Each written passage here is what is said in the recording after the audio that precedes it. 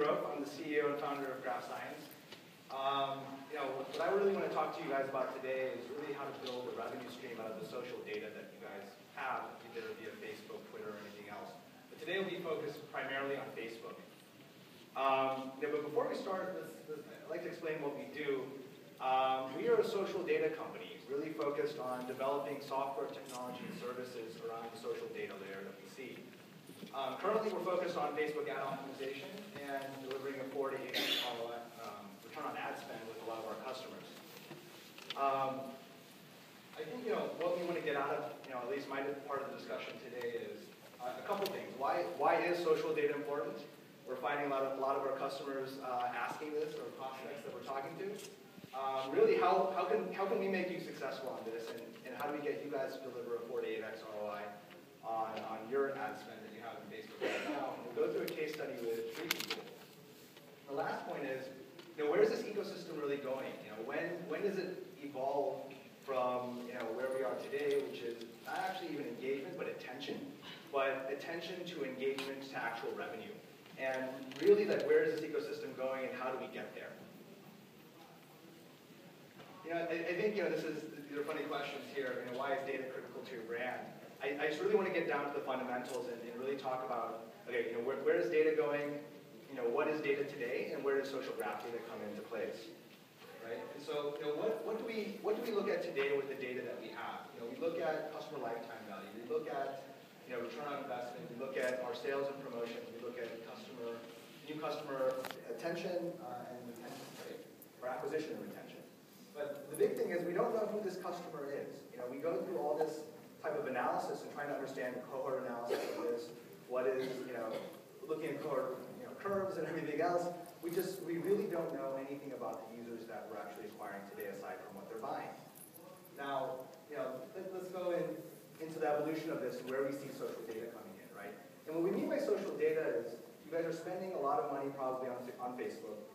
You're targeting against every attribute that's out there, where it's like the 25-year-old male that lives in Los Angeles that likes rock music or something like that, or the 25-year-old female that lives in Los Angeles and does X, Y, and Z, right? So these are all data points that we understand, and as advertisers, we can actually capitalize on this and actually figure out how to bring about revenue on this. And so, why this is critical is, I'll just kind of have an illustration right here. We actually know who the user is oftentimes, right? Because we can target at least something on that user, like I was saying, against any attribute in Facebook advertising.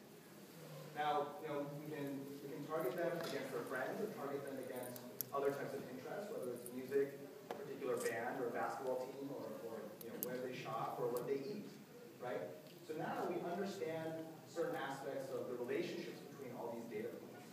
Now, this is what we call the social graph, or the social interest graph. Now we have more nodes, and we have more edges on the social graph. Now, you see even more relationships here. This is exponentially growing in terms of the amount of data that we're seeing. Now, what's interesting here is, we're not necessarily redefining data by any means here. What we're doing is re-energizing it, because now you understand customer lifetime value, how it relates to your social graph, or your interest graph, or your user social interest graphs. What is the return on investment? What happens when I target, that 50-year-old male or 50-year-old female, but she never buys. However, her whole social graph does. There's value to those users, and we need to figure out where those users are in the social graph and understand and actually access this data that all the advertisers have access to on Facebook. Now, there's a lot of different things that we can understand from this, and what's interesting also is, with 1 million users that any e-commerce site might have, we can actually extract 28 terabytes of data. Now, if you have 1 million users a month that are coming from Facebook, or are coming using your Facebook Connect on your website or anything else, that's a tremendous amount of data. That's approximately 14,000 movies. If you think about just rows of data in terms of this, it's a huge amount of data that a lot of people aren't necessarily leveraging, right? And so what we see here is, what I was saying earlier was, a couple of things that we're seeing is this isn't about redefining what data is. It's being energized and re-energizing this data and actually making decisions that are actionable. And that's the big thing that you're able to do with Facebook advertising, because there's so much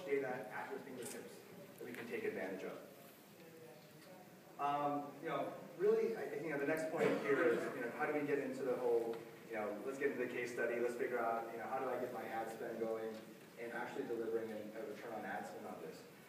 So case in point here is Free People. So Free People came to us back in, I think it was over the summer, sometime last summer. And really, they came to us with two goals. And this is probably the standard two goals that everyone in the audience has when it comes to Facebook advertising. If you've talked to a Facebook account manager, account exec, you always hear this, okay, let's generate likes, let's figure out how to drive revenue, right? And that's usually a problem that you see a lot from e-commerce providers here as well. And so, what we focus on here at Graph Science is really those marketplace ads, responsive stories ads, or anything that's on the right-hand side. And when Free People come to us, with these types of goals, just generate likes, let's figure this out, let's drive revenue, whatnot. The questions that they have along this is pretty standard as well. Why are we buying likes? I know I need to buy likes, but what is the purpose of doing this? Do my fans buy? And the thing is, can Facebook be an actual revenue generating channel for me? And these are all legit questions that that everyone can figure out. Essentially, by doing some Facebook advertising and seeing what's my cost of fan acquisition or cost per like, what is my return on investment in terms of ad spend. And in terms of strategy that we went with Free People is this. Let's do this. Let's first acquire fans on your fan page with Facebook.com/freepeople here, and acquire data points around the consumers that they have.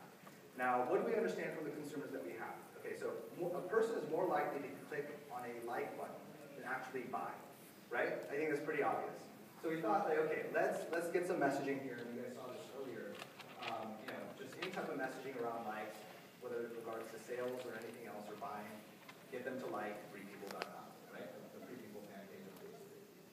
Now, the second part of this campaign that we ended up doing was leveraging the data points that we understood from the likes and making bets on whether these people would end up buying, right? And so I'm talking kind of at a high level here just because I realize if we start talking to numbers, deep insights into this, it really doesn't matter in terms of what exactly those click-through rates are or anything else. You're really trying to find inefficient markets within Facebook, whether that's a 25-year-old female that likes hiking that lives in Philadelphia or someone that likes running, and you're trying to understand whether they even like Free People in this situation, right? Now let's take that same person. We know that they clicked on like. Let's target them again when it comes to an ad that leaves Facebook. Now this is a huge thing, right? So when a lot of advertisers don't believe that this can actually happen, and now they click on an ad that they get in the future from Free People, right? That's targeted against fans and friends of fans and other types of groups. And what we see is that those people are likely to click on again because they already have a propensity to click. Okay, they're going to click again because they're a fan of Free People. They've actually indicated this, right? And so get these people to actually purchase. And what we're always trying to find are pockets of data that we understand that are most likely, people who are most likely to not just click, but also to buy, right? And reinvest more dollars into these buckets to make sure that people are constantly doing this. So it's more of understanding what we figured out here is essentially basically reducing the amount of risk that's in the system, right? If we understand that people are likely to click, then and we know that they're going to buy, let's figure this out. So in any system that you're trying to figure out how to get a return on, you have to understand this. So what ended up happening with Free People is we were able to deliver these types of results over 60 days, where we saw a consistent amount of spend, and we see you see the ups and downs in terms of revenue, where we saw pockets of data kind of go for that. And then in day 50 is when we really started to turn it on in ad spend, because we saw that we could make bets on certain markets that existed. And overall, towards the lifetime of the campaign, we ended up achieving a little over 4x. So you can see spend increases and dramatic increase in revenue. So this is really awesome to see this with this particular customer. So I mean, the biggest thing to take away is obviously the learnings from this. And the learnings that we saw was understanding what markets actually did well. Now, this is a very specific thing for every customer, right? So Free People is going to be very different from Anthropologie or even Urban Outfitters. All brands within Urban Outfitters However, you're going to see different markets that do really well. So in this situation, targeting components that are focused on lifestyle, luxury, and alternative music had a high correlation when it came to preview. The other thing is like really figuring out this part of the problem where it's where does Facebook advertising kind of evolve? There's three aspects of this. There's the attention part, the engagement, and the revenue part. Attention is when you're walking down the street and you see a mannequin. Engagement is going inside the store, and the revenue part is you buying something maybe that was off that mannequin or maybe buying anything else. Now, what is that within Facebook? We're seeing a lot of attention. We're seeing people click on ads and not buying, right? Now, the engagement part comes in, well, I see a piece of content and I share it with two of my friends, right? And now the revenue part comes in where I've spread it, and those two friends maybe share with two other friends or whatever that viral coefficient is, and then somebody buys, right? And these are the markets to actually capitalize on where it may not be specific specific users that you're targeting that will end up buying, but after they engage and share, you'll get that. And so that kind of wraps up my presentation on this. Kind of show you some of it. This is kind of one of our customers, a couple of our customers have kind of achieved this, where we've seen a 4.5x ROI and over $2 million in revenue over a short span. So you can do this over time and figure out where those pockets of data are, right? And really capitalize on those inefficient markets and delivering that ROI. So thank you.